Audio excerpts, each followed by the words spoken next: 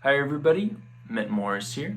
In the next few videos, I'm going to be talking about some of the most frequent questions I get and some of the stumbling points I see in my private lessons with students. First off, the most common question I get is, how do I relate solos that I'm learning or scales that I'm learning to chords and chord changes? That's kind of my thing if you've spent any time on my channel. How do I relate chords with single notes? And the short answer is there is no difference. If I take a C chord, for instance, and just start strumming, most people would say, okay, you're strumming a chord, and that's the rhythm guitar. And then the lead would be something like this.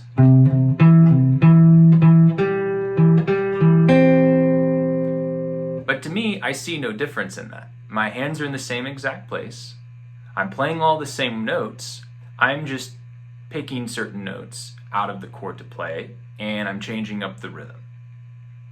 So that is kind of a very simplified way of seeing how we can navigate the fretboard, especially if we're trying to learn how to play the changes.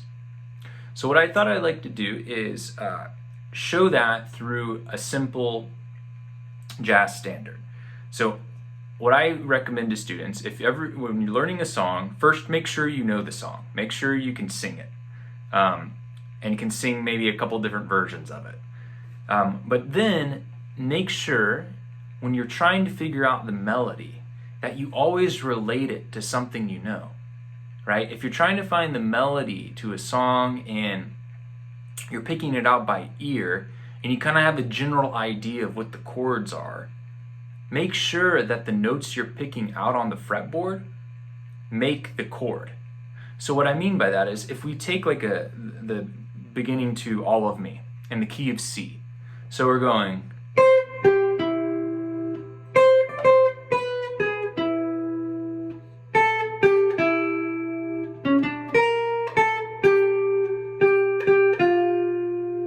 so just that first part.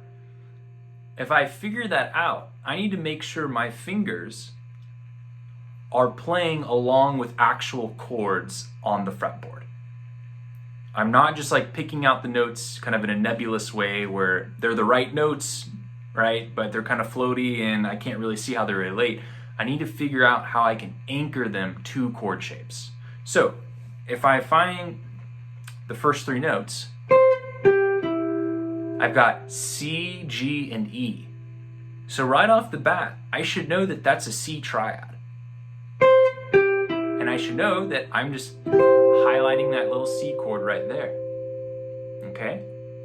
So I've got an anchor now. Okay? When I go to the next one, okay, here are my next three notes. Okay, I've got B, G sharp, and E. I should know right off the bat that that's an E triad.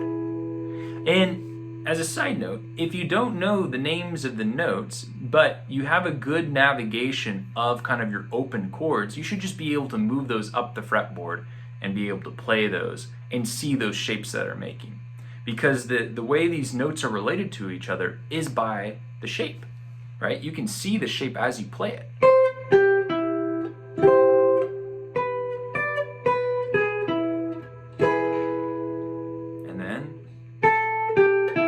I've got an A7.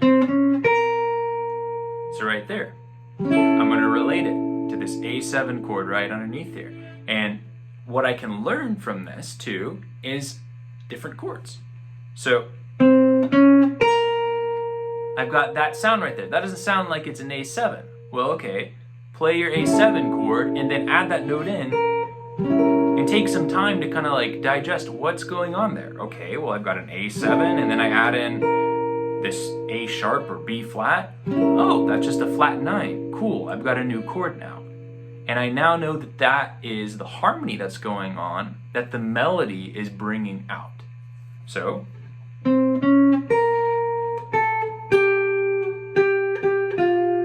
right there, I know that's a D minor chord. So I've got a big D minor block chord, and I'm just moving from.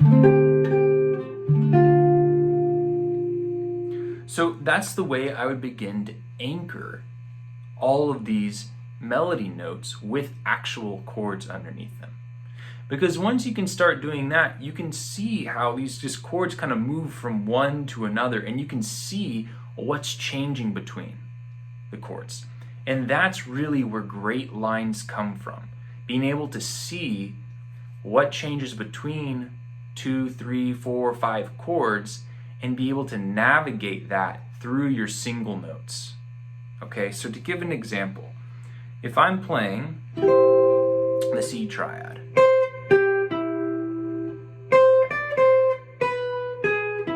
what's the big thing that's happening there? C is going down to B. That's the change right there, that half step. Okay, and then I come now. What's happening there? This B is moving down to the E. So I can kind of see a line that's going C, down to B, and then working down to E. Okay? So I might kind of just riff off that.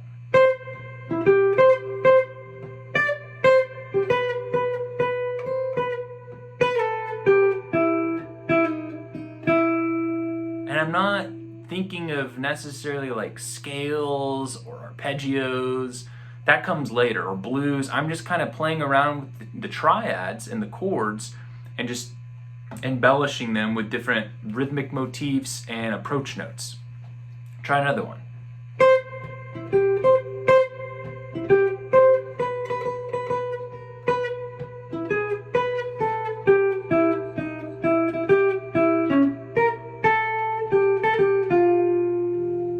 And that's really how you begin to, one, riff off the melody and create ornamentation, and also begin to navigate and actually play the changes and make a solo that harkens back to the melody, where you're not getting lost in, nor are your listeners getting lost in. So take that, maybe try and think about, how do I anchor the melody to chords when I'm learning a new song? And check yourself, right? If you're learning this tune and you're playing the melody and you can hear it and you're finding it on the fretboard, but you can't figure out the chords underneath it, take your time, slow down, and try and figure out those chord shapes. Because what this helps us with too is just mapping out the fretboard. Because if you're playing a melody somewhere and you don't know where the chord is underneath it, either you need to change the place you're playing, or you need to be creative and find a chord underneath it. And as I kind of do the next kind of few videos, I want to show how there are some just basic stock chords and the swing, bebop kind of genres that you just need to know, and you can kind of get away with playing a lot of melodies and solos just out of them, which will help kind of just further, again, open up your fretboard for you. So take some of the ideas from all of me, maybe use that as a place to start with anchoring your melody and then beginning to play simple solos.